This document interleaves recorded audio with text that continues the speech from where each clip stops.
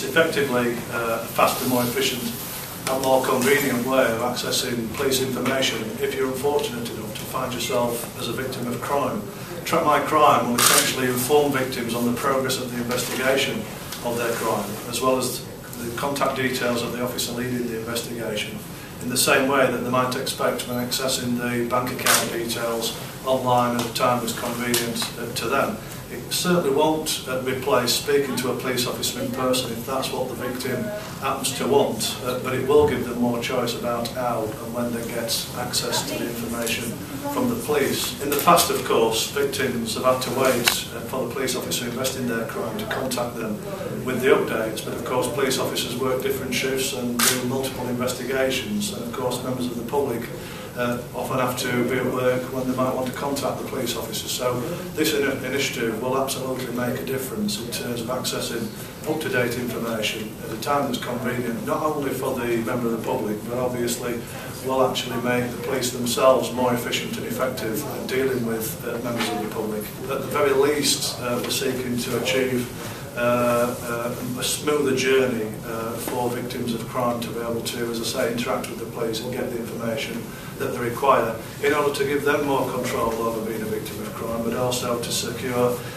swifter closure of coming to terms with being a victim of crime. One of the things that we've had since 2005 is the Victims Code, and throughout all of that time we've clearly been working hard to improve how we deliver feedback to victims, and this is an area where suddenly we're now able to offer more choice, allow people to access us through their smartphones, laptops, from home at a time that suits them, and I'm sure that widening that choice will help us to improve the satisfaction and the service that we provide. It allows the officer to give a direct input that the victim of crime can then see on the TrackMyCrime system. So it will be in relation to the progress of the investigation, whether somebody's been arrested, whether property's been recovered, and really there is no defined standard. It's about that level of communication between the officer that's investigating it and the victim. So the victim of crime will get a bespoke update in relation to their crime from the officer that's investigating it. They'll receive an email to tell them there's an update on there.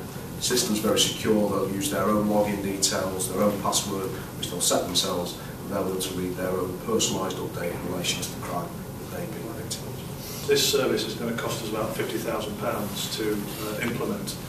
But if you can imagine, there's around about 29,000 victims of crime each year in South Yorkshire, and the expectation is, in the end, that about 50% of those will probably use this access service. So if you can imagine how many phone calls would take place between a member of the public and indeed the police officer and the member of the public, it doesn't take a genius to work out that there's a potential massive saving in terms of police time and the public's time in dealing with this. So in the end, I think that this is a real investor save and will ultimately save the police an awful lot of police resource. But until we know what the take-up is and the usage is, which will only grow over time, then it's difficult to actually put a figure to it. But I think it will be substantial.